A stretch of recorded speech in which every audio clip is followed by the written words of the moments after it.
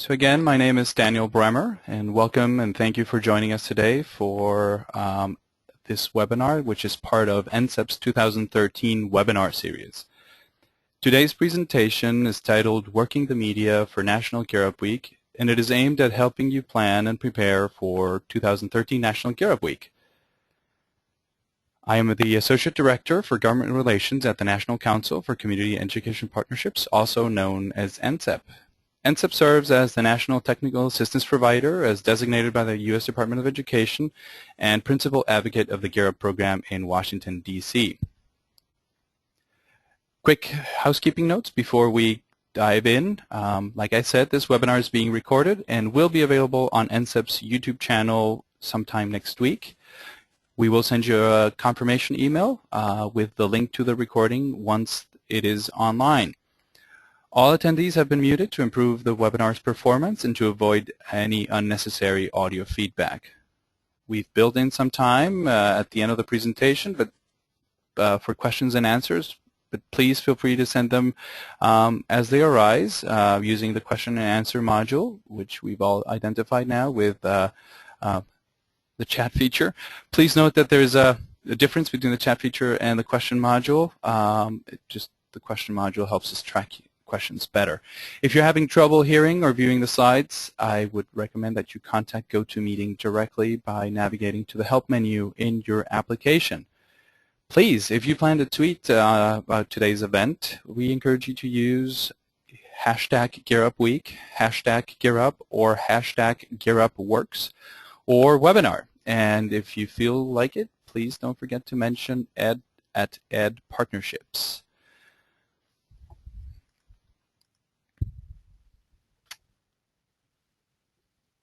Now I'd like to introduce Shayna Englin from Englin Consulting, who will be helping us plan our outreach to the media to get coverage for your National Gear Up Week celebration. Many of you already know Shayna from previous webinars or sessions at the annual conference or CVW. She has been supporting NCCEP's government relations, communications, and grassroots efforts for the last 3 years. And she brings over a decade of experience identifying and mobilizing supporters for nonprofits, causes, and political candidates. Throughout her career, she has been on the cutting edge in producing innovative and effective plans, programs, and materials that yield results. Dollars raised, votes won, and policy changed. Shayna holds a master's in public policy degree from the Harvard John F. Kennedy School of Government and teaches graduate classes in strategy and communications at Georgetown University and the George Washington University Graduate School of Political Management. Shayna, thank you so much for joining us today. Daniel and everyone, thank you for having me and thanks for joining today. I'm happy to be on today from sunny Los Angeles. And I think we'll go ahead and get started. So Daniel, if you want to move to the first slide. Before we do, I just wanted to provide some quick context of what we're doing today. We all know that getting appropriate media coverage for your event is critical for raising awareness for Gear Up outside of our normal sphere of influence. Keeping our stakeholders informed of our activities is very important to continue to receive their support. But expanding that reach of your messages of success is really helps us expand that base and increase support for your work. Next, Shayna will walk us through a 4-step process that will help us better engage the media to make sure that our events get the coverage they deserve. Shayna? Absolutely. Now we're at that first slide. So we're starting early for best results. We had feedback from you, the community, and also in looking at our results that we can't get too early of a start on planning and starting to implement a media strategy for Gear Up Week. So while September might feel very far away, all the way on the other side of summer, it's actually just around the corner when it comes to what we need to be doing to be prepared to get the results we're looking for on the media side for Gear Up Week. So it's terrific that so many folks are here with us in June to plan for success in September. So in addition to starting early, we're going to cover 4 key things around media for Gear Up Week. First is building your media list, figuring out who it is that you want to be talking to, how and why. Second is developing media-friendly materials. So we know that everyone is working hard on their Gear Up Week plans, pulling together all of the resources that you'll need to actually make those happen. And there are a number of ways that you can develop materials alongside that that will help improve your media reach. So we'll talk about what's media-friendly and how to make those materials work for you. Third, we'll talk about how to use those materials and the work that you're doing to actually engage with your media list and with the folks that you believe and think should cover you. And then fourth, we'll talk about follow-up and what to do as we get closer to September. And then finally, we have left a fair amount of time for questions and answers, and I hope to be able to engage with each of you to help your planning move forward.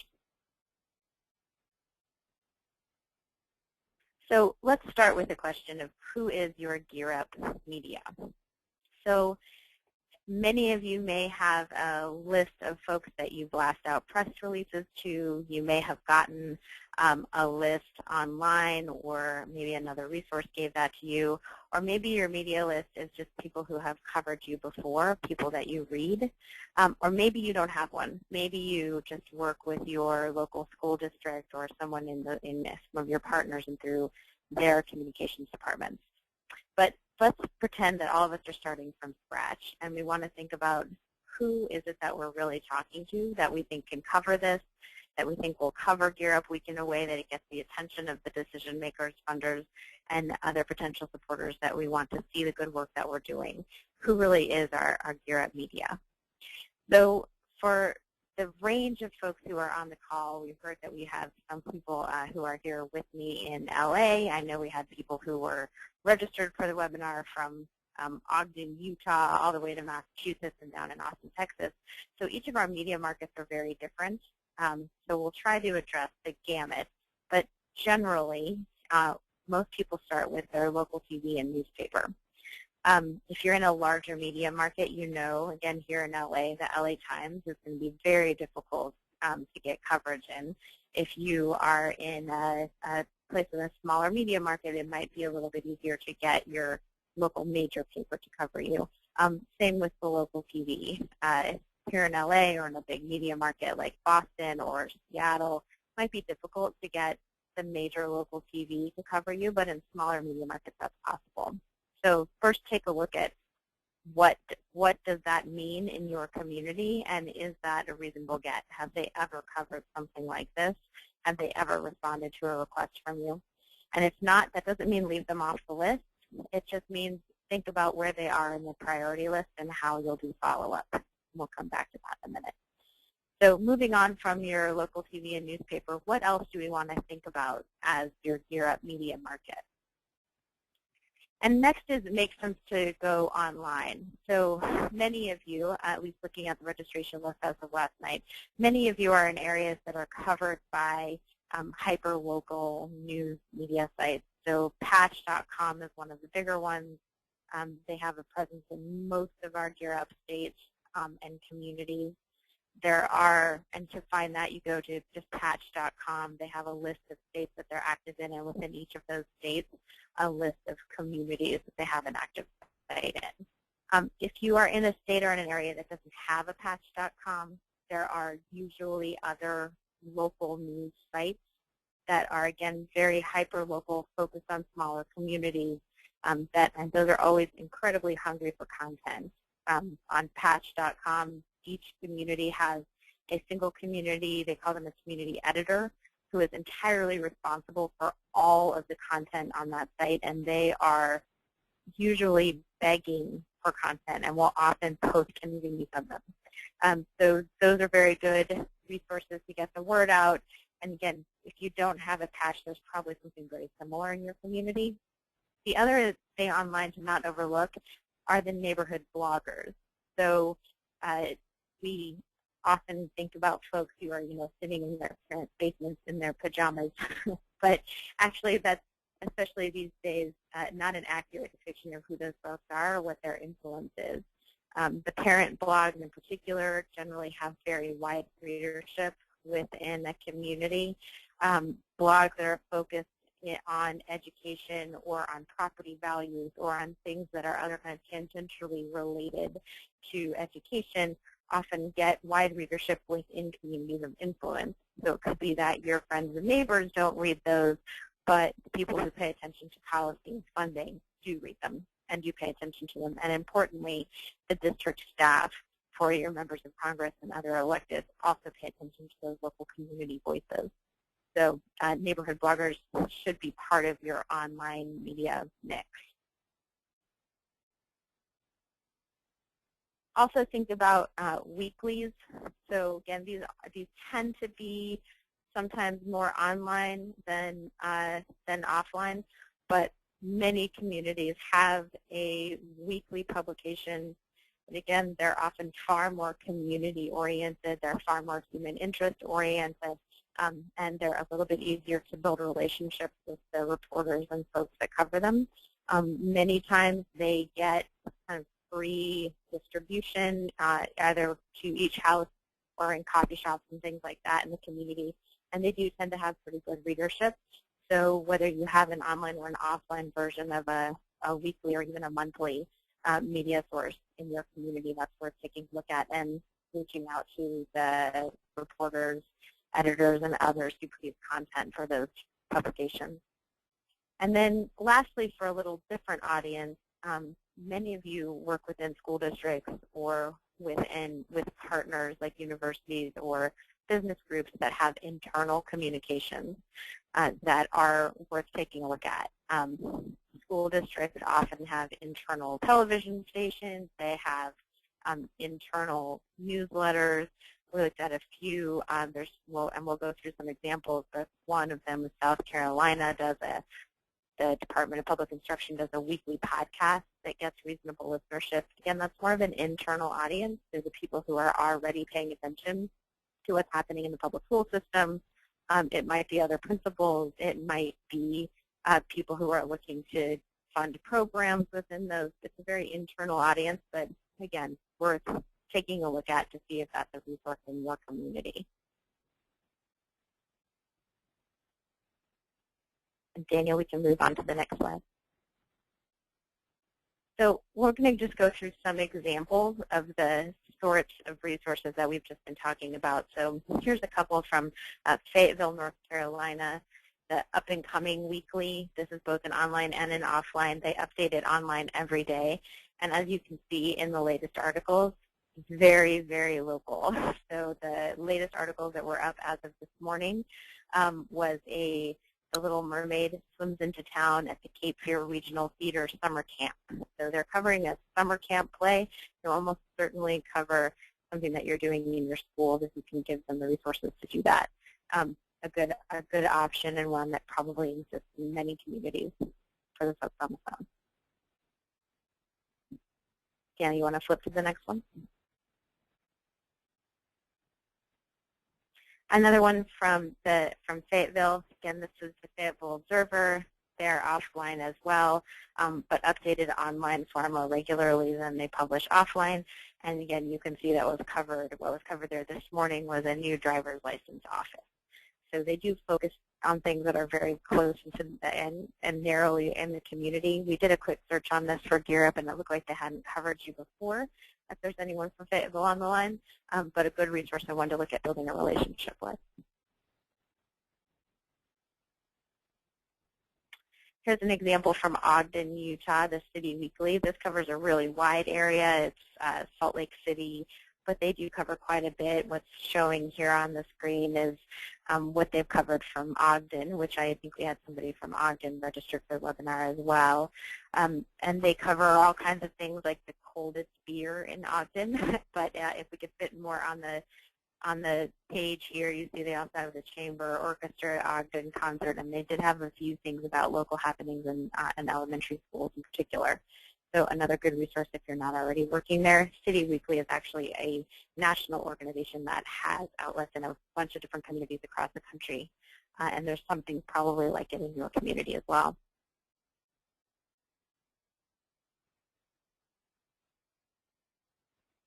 again, from Ogden. This one has the Tezzeret News has, again, a pretty wide distribution, but focus on things that are happening at the very local level.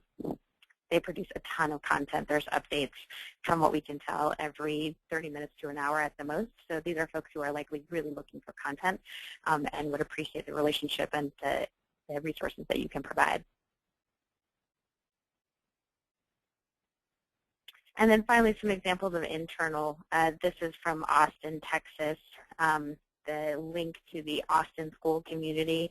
It's just a monthly newsletter. If you click through to what's in those monthly newsletters, they are featuring programs like Gear Up, and I think Gear Up may have been focused on in one couple months ago. But again, probably if you're not in Austin, your local school community might have one that is active. Let's take a look at.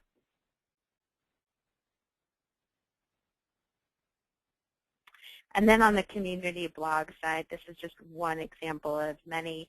The Massachusetts Business Alliance for Education runs the Mass Ed Forum, and looking through their previous posts, they cover all kinds of things from, as you can see what's focused today, is the teacher prep.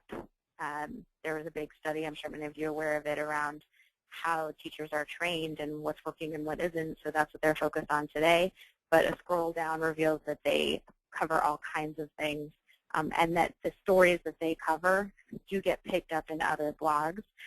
It's also, just as an aside, if you look on the right-hand side there, there's a list of blogs we follow, and there are a good number of other potential resources for you to take a look at from there, and many community blogs will have this kind of cross-linking. That's a good place to start for research around where might you be focused and who might other bloggers be that you should be focused on.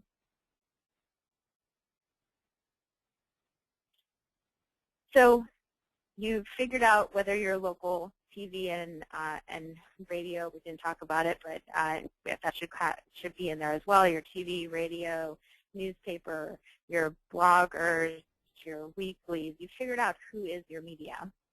And now we want to start developing some media-friendly materials and outreach so that they actually are prepared to cover you in September. So let's start with what is media-friendly. And the sorry truth about our media is that if they have a bias, the bias is towards conflict. So we're always looking for a versus in a story that we can pitch to the media.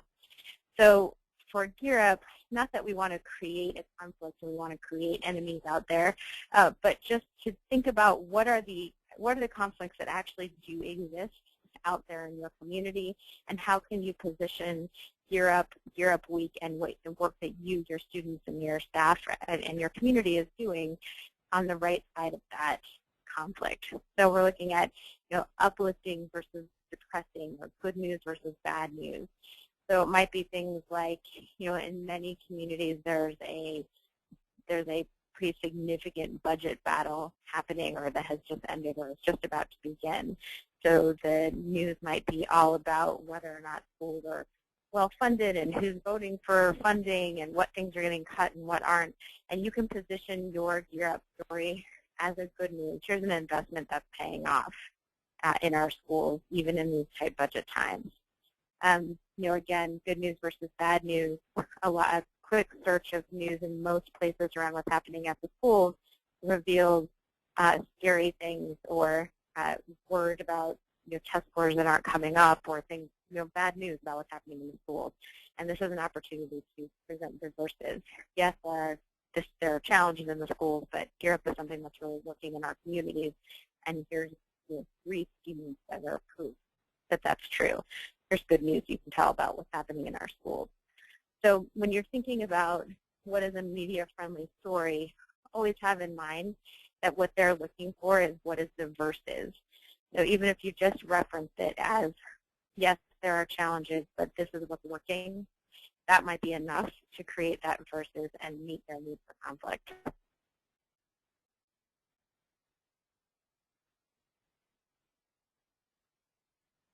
Also media-friendly students, so anywhere that you can talk about, quote, include pictures of, videos, honor, involved in any way, have students be forward.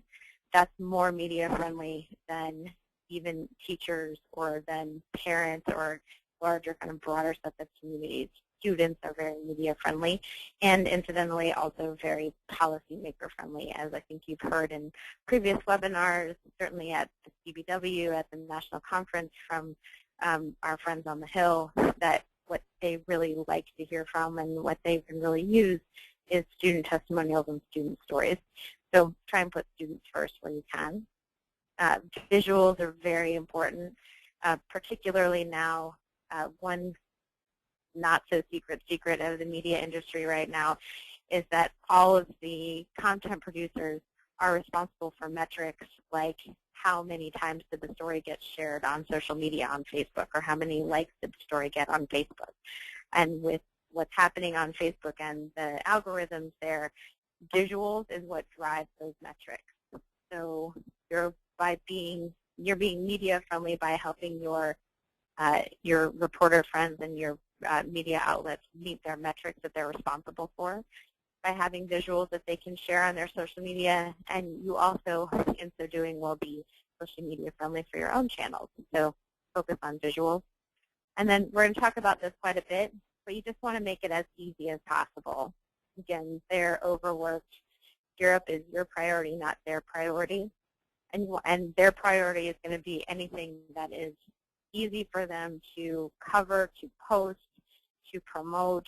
Anything that makes it easier for them to do their job is going to be more interesting, as I think we can all understand. So you want to media friendly is making it easy for the media to do something with it.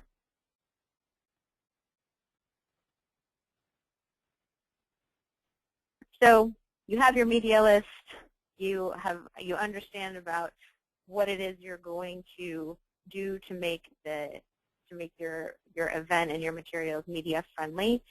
So then you can start doing outreach to people you already have relationships with, people you want to build relationships with from your media list. And a few things to keep in mind. As far out in advance as you can, so any day now, once you have your media list, start just sending an email, putting in a call. Hey, we haven't talked before. Just want to give you a heads up. There's going to be a pretty major event for us in September, and I want to give you a heads up about it now and see what it is that we can do to make this something that's going to be interesting for you.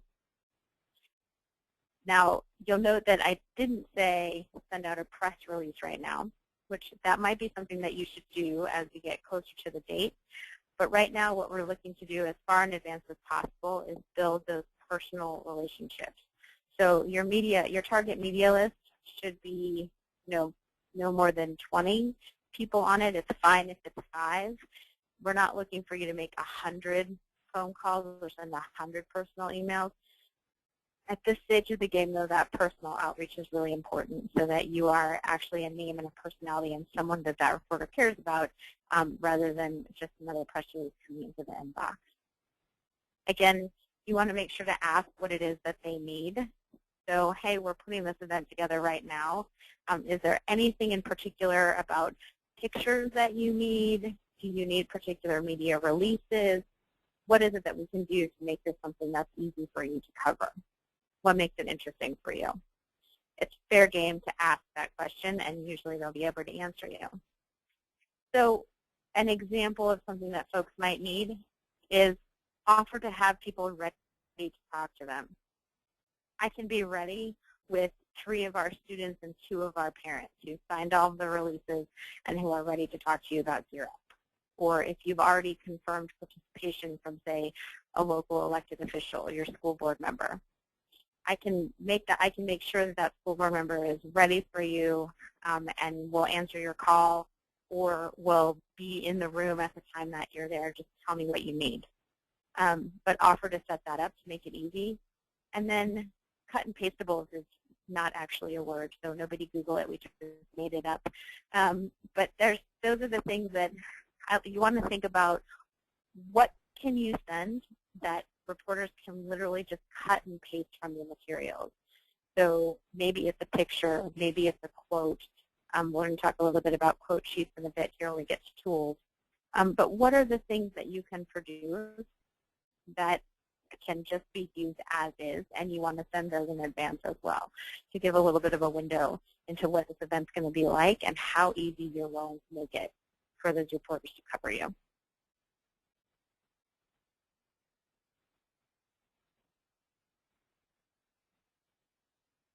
So what are some of those tools? You probably don't need a bolt cutter or saws, even though that's what's on the slide, although who doesn't need a good saw? So tools that you have to engage once you've done that personal relationship building and they're expecting things from you. Press releases and media advisories, clearly. Those are still the tools of the trade and are good to be sending out. We also like to counsel people to do something we call a quote sheet. So this is, it's one page. It can be a Word document. It can live online on your website, wherever works best for you, but where you have ideally a small photo of a person, their name and description. So it could be, this is Caleb Englin. He's an incoming 9th grader at Thomas King Middle School, and he's participated in Gear Up for 2 years. And then a quote from Caleb that they're free, that you have vetted that they're free to use. So you want to have, if you have 3 or 4 of those on, again, a one-page Word document is fine to send ahead, then that's an example of a cut and pastable that is very useful for press. That can be a cutaway. That can be something they can put in their coverage and that you've already prepared for them. And then it's very difficult to get away from the call or an email as follow-up. It's highly unlikely that you'll get the coverage that you're looking for from just sending out press releases or even if you've done great media-friendly materials. So again, for that smaller list of your targeted, really important press, you call or send a personal email with your, I call it the 30-second pitch. And the important piece here is, here's why your audience will care about this. So this is one, again, that requires a little bit of knowing about your community, which I know everyone doing this work does. So things like on many of the local patches, there's a fair amount of coverage around property values, as an example. So here's why your folks will care about this, because good schools, we know that good schools means good communities, makes everybody's property values go up. And that's why your readers are going to care about this, because it's a good news story about this school getting better, something that we're doing to make the school better. So that's just one example. It could be that in your community, one of the hot topics is inequality, or in your community, a hot topic is truancy. Whatever it is, you want to be able to include within your 30-second pitch I know something about your audience, I know what kind of pressure you're under to deliver, and here's why what I'm offering you is going to help you in that regard. That's an important part of your 30-second pitch.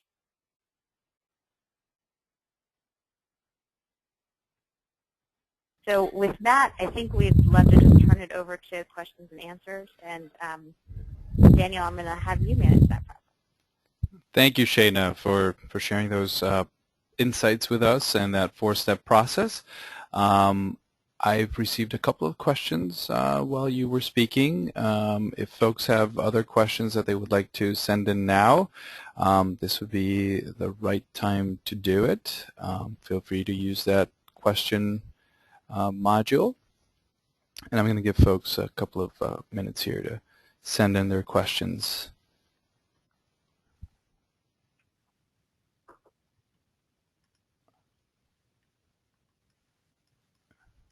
Okay, so somebody wanted to find out a little bit more about how they can find their neighborhood bloggers. So the quickest and easiest way is to just go into a Google search and search for your community or city name and education or other similar keyword. And then within Google, you can search just under blog results. It's under the More tab. And that'll give you a list of all of just the blogs that have covered something related to your keyword. And you're going to find there a mix of appropriate and inappropriate and national and local. It's going to be something that's going to require a little bit of curating, but that's a good place to start. And then once you find a good one, they will almost always include, it's called a blog roll. That's that list of other blogs on the side there that I pointed out on the Massachusetts Education blog. Start clicking around through those, and that's always going to be a good place to go. Okay, very good. Now, I'm getting a little bit an unrelated question, but I think a very valid one. So folks are asking that they would like some examples of things that they could do for National Gear Up Week. And I know we hosted a webinar on that, but maybe, you know, for some of the examples that you were talking about on that four-step process, maybe you can throw out some ideas of some of the stuff that we covered in our last webinar on cool ideas for National Gear Up Week. Sure. So I think some of the examples are ones that folks have done year over year. I think we talked about the balloon release on the last one with my colleague Sean, and some folks heard about it at CBW. That's an example of a really big, difficult undertaking, but that's also incredibly media friendly. You can do anything in honoring folks, so honor your alumni and celebrate alumni if you have a grant that's long enough to have alumni, or celebrate local electeds or members of Congress, thanking them for the congressional resources for this program. Do a College Dreams wall. I know many of you already do this just in the course of your work, but do one in particular for Gear Up Week, where you have students writing down what are their dreams, where do they want to go to college, why, and what do they want out of college. Something like that's really good because it lends itself to those media-friendly materials that we talked about before. You can have your students have a Letters to Congress Day, where you have your school community write letters to Congress thanking them for Gear Up funding. And that event in itself is probably not terrific for media coverage, but what you can do with some of those letters, so have those letters written, have some of the most compelling ones from your students, pull those out for your quote sheet and to get releases for pictures and quotes from your students, arrange to either deliver or have a district staff from the Member of Congress office come and pick them up, and then that event, the delivery or the pickup, is the hook to lay the rest of the media coverage around. And to everybody that's on the webinar today, the webinar that we hosted with ideas for National Gear Up Week is actually on our website, so feel free to visit it to review it. It's a pretty short webinar. I think it's only 20-30 minutes. edpartnerships.org, and if you click under advocacy, you'll find the National Gear Up Week link there, and we're going to show it to you guys in just a second. Before some more questions. So also the question similar to the bloggers, but where can this person find the local weeklies in their area? So again, similar to the blogs, if you do a search of even just weekly and your city, you're likely to come up with a list. But also just as you're out and about, just come pay attention. I know that sounds silly, but it's not until you're really looking at, oh, there's the stack of newspapers by the coffee shop, or here's the stack that's in my grocery store, that you really notice, oh yeah, those things do go out. And again, you'd be surprised at the readership that those generate. So again, start with the search for your community, and then just pay attention when you're out for a week. Very well. And here's a question that I can answer. So will there be a daily post we can send and or share on the NCCEP website? So as many of you might recall, last year we sent out a daily update on the activities that were going on around the country to celebrate National Gear Up Week. Our plan is to do that exact same thing this year to keep that drumbeat going. We're probably going to make it a little bit easier for you to send in your reports and pictures and whatnot, just with by filling a very simple form. And obviously, our Facebook page is always a great resource to see these things as they are happening without having to wait for that daily summary of activities. So yes, be on the lookout for that daily email. Shayna, a question for you. How can I insert my students' uplifting stories in the context of sequestration and cuts to education?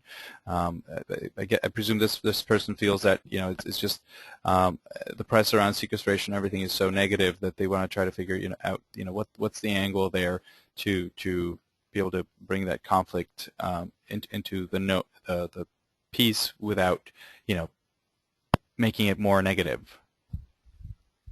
It's actually a great opportunity because you can reference it even as we're fighting around funding priorities and sequestration, and we're headed into probably some leaner, more difficult times. We still have success stories to point to, and here, even in the midst of, again, very challenging times, here's 3 students that are defying the stereotypes and doing what it is and doing good things. Or here's a program in a school that's really challenged, that's just going to get more challenged in sequestration, but Gear Up is a bulwark and is doing good work here.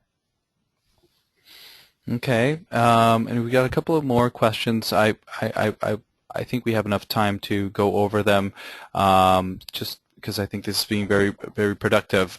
So within school districts, who or what office generally manages the internal communication?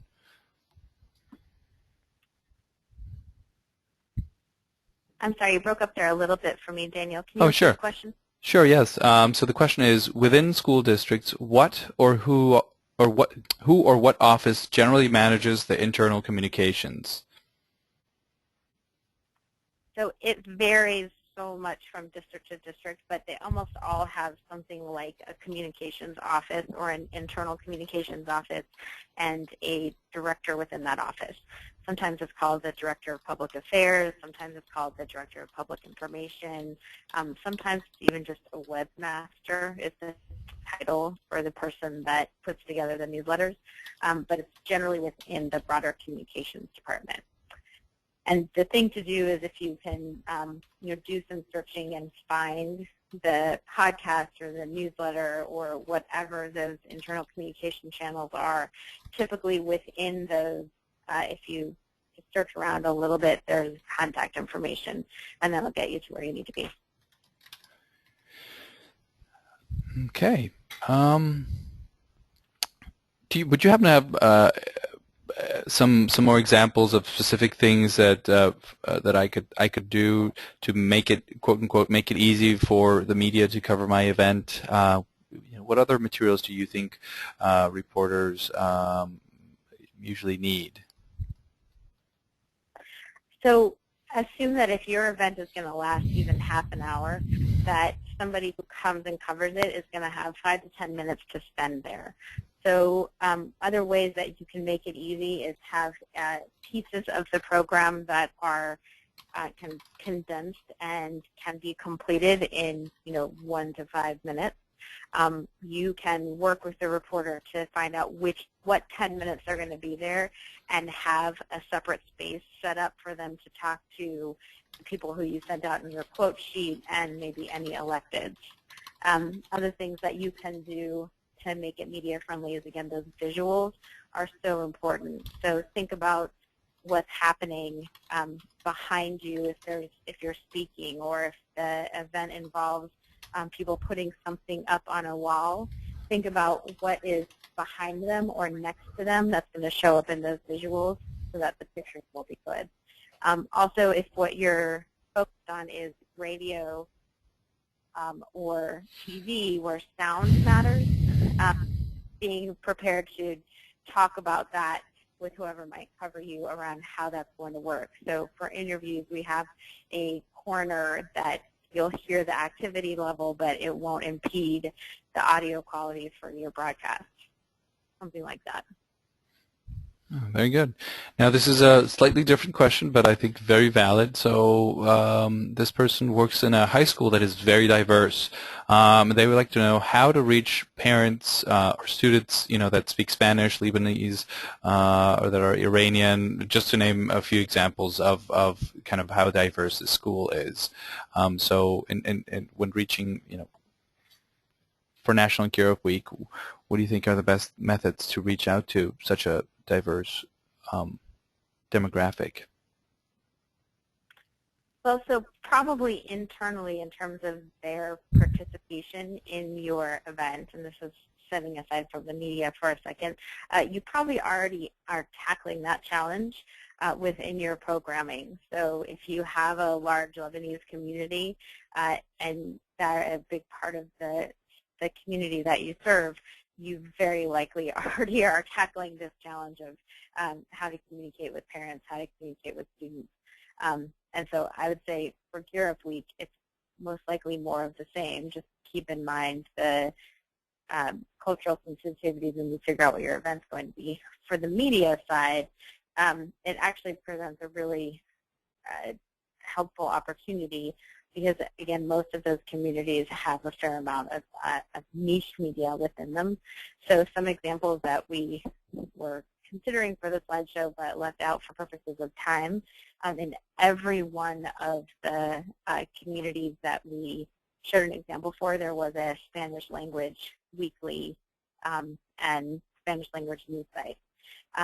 Here in LA, there are half a dozen Armenian language websites and weeklies that are good to reach out to, that the reporters generally speak English, and so they'll do the translating for you, but that reach that community and have very high readership within that community.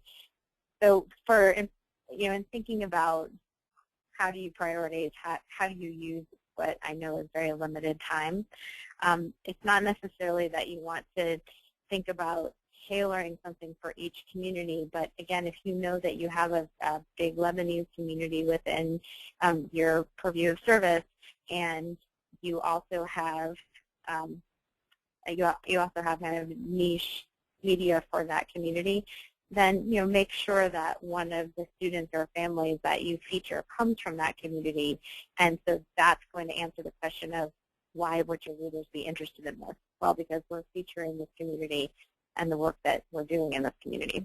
So it provides a good example. It provides, a good opportunity for some pretty straightforward media work there. And one last question. Any ideas in regards to presentations that have been effective in the past with catching the attention of policymakers?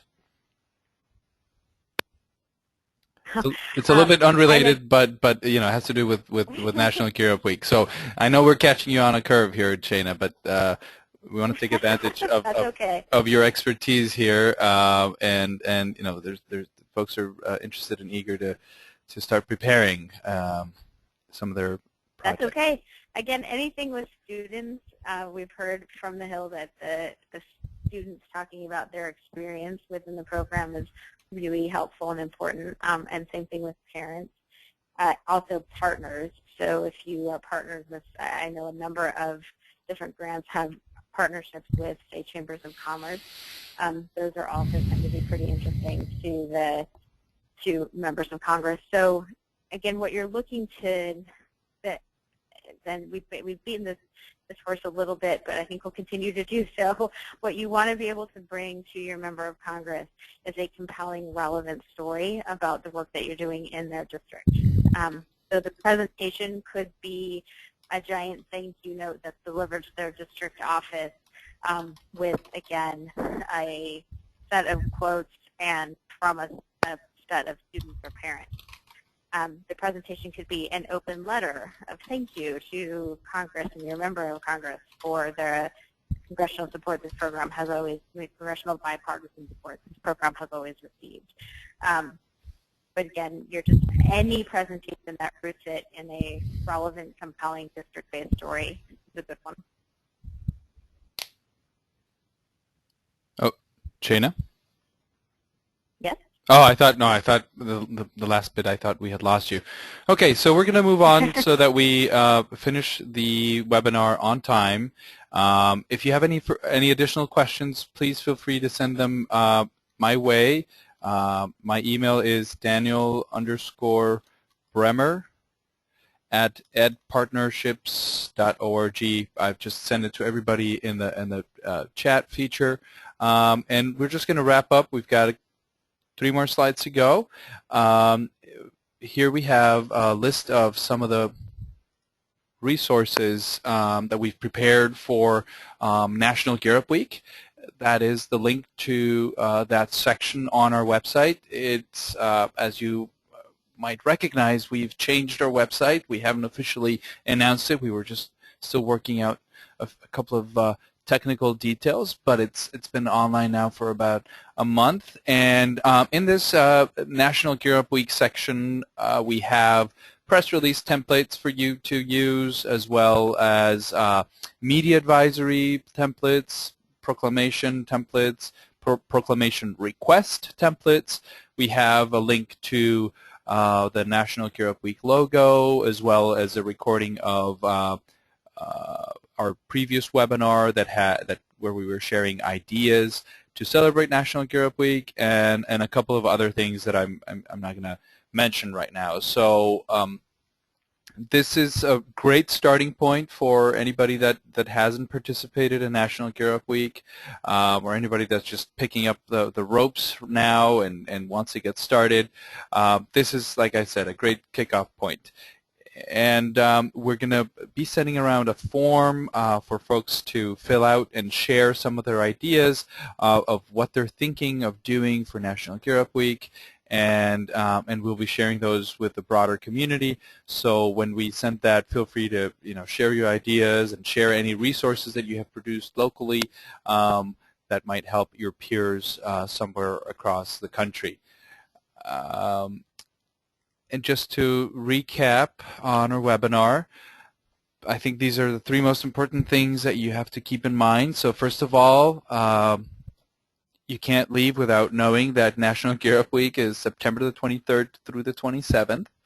It's very important that you have this date on your calendars. Like Shana said, we're already hitting the summer. We're going to be at the annual conference next month. And then August, we're all gone, and then we come back to the kickoff of the school year, and then suddenly in front of us, lo and behold, is National Gear Up Week. So we really have to start planning now so that we can make sure that we have a very successful celebration in honor of your work and the success that your students are having, which is really important. And the 4 steps to getting that coverage that you need and deserve, build your media list, develop media-friendly materials, engage your targeted media, and then just make sure you follow up. It's in your best interest to make sure that these folks are getting the materials that you're sending them, and following up to make sure that they are paying attention to what you're saying. You have very good stories to tell, and this is the way to really get them out there and maximize the impact of your message. And then it's never too early to start planning. So plan early. It will really help you, have a greater impact, and most importantly, raise awareness about the very important work that you're doing locally, and just the great stories of success that your students are having every day. So without further ado, on behalf of the NCCEP team here in Washington, D.C., we'd really like to thank you for taking the time to participate in today's webinar.